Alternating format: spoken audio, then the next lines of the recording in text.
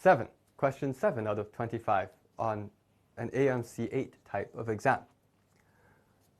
What is the area of this triangular flag over here?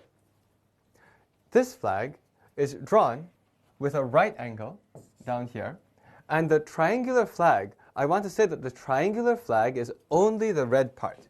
The white part does not count in this flag. So the flag itself that we're calculating the area of is only this piece. And the question is, what is the area of this triangle?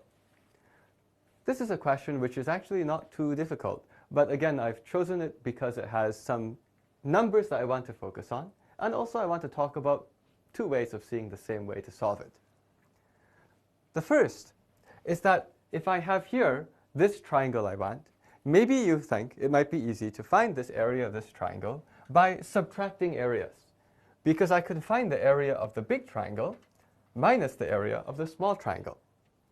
If I do that, then I'm telling myself to take this triangle, 15, 28, minus this triangle, 15, 14.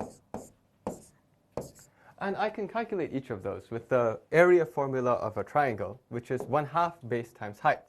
So I could do 1/2 times 15 times 28. And if I simplify this, this becomes 15 times 14, which I then have to compute.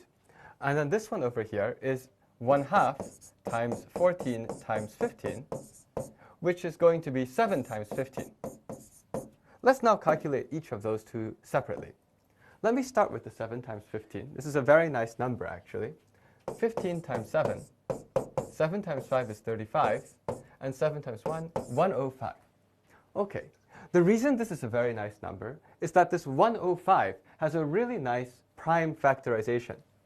It's 7 times 15, but actually that means it is 3 times 5 times 7, which is the product of the first 3 odd primes. That's why you'll actually often see 105 appear as some of the answers to questions. Okay, that's nice. That's this piece. This is 105. Now what's this piece? 15 times 14. Well, I want to share a few ways that you can calculate 15 times 14 if you want to do that quickly. One is to do the regular multiplication, but another way is that whenever you're doing 15 times 14, 15 times something is a lot easier if I do 30 times something. So if I replace it with 30 times 7 by taking a factor of 2 to put there, this just becomes 210. And of course I could do it just by multiplying. But so I have here this 210. 210 minus 105, if I subtract, then I get an answer of 105. If I wanted to check this to see if this makes sense, here I seem to have exactly double of that. The reason that this makes sense is that if you look at the triangles that you began with, actually what happened here is that you have cut this triangle apparently in half. Is there a good way to understand that you actually cut this in half?